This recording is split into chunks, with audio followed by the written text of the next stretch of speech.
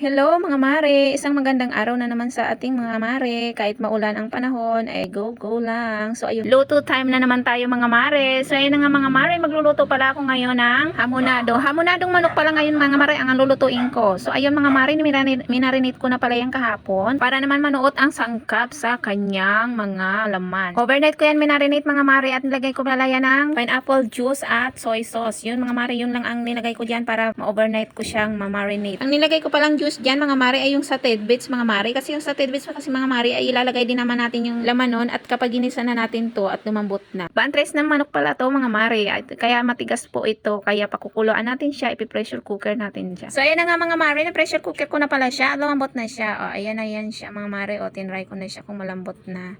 And malambot na nga siya mga mare, at syempre titimplahan na natin siya mga mare, igigisa na pala natin siya. Saan nga ba natin siya igigisa mga mare? Syempre sa mantika. Ikaw naman saan natin igigisa yan? Saan pa? Edi sa mantika. Naglagay na pala ako dyan mga mare ng mantika, at syempre igigisa na natin ang bawang. Mas inuuna ko pala ang bawang mga mare kasi feeling ko mas naunang naluluto ang sibuyas mga mare kaysa sa bawang.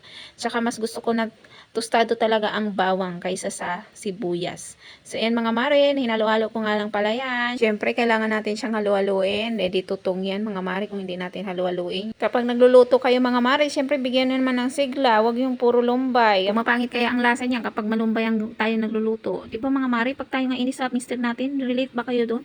Di ba minsan wala tayo sa ayos magluto, ang pangit ng lasa. Parang hindi tayo nasasarapan sa luto natin. Tapos minsan mga mare, hindi pa tayo kakain. Di ba? Relate ba kayo dyan? Ay, kasi syempre may tampo kayo, hindi kayo kakain, magpapalambing. Ay, huwag kayong mag-alala mga mare, gawain ko rin yan. At bago ang lahat mga mare, kung saan pa tayo mapunta, nilagay ko na pala yung binalambot ko dyan na manok mga mare. Ayan, syempre lalagay na natin yan, isusutin lang natin yan mga mare. Nilagyan ko rin pala yan mga mare ng konting tubig para naman may konting sabaw siya mga mare. And ayan mga mare, nilagay ko na pala yung tidbits dyan, konti lang nilagay ko pala dyan mga mare kasi isang sachet lang naman yan. At saka hindi rin naman yan kakainin ng mga anak ko mga mare kasi hindi naman sila mahilig, basta sabaw at manok lang, okay na yan sa kanila. So ayan mga mare, nilagyan ko rin pala yan ng asukal dyan, at naglagay din ako dyan ng paminta at asin.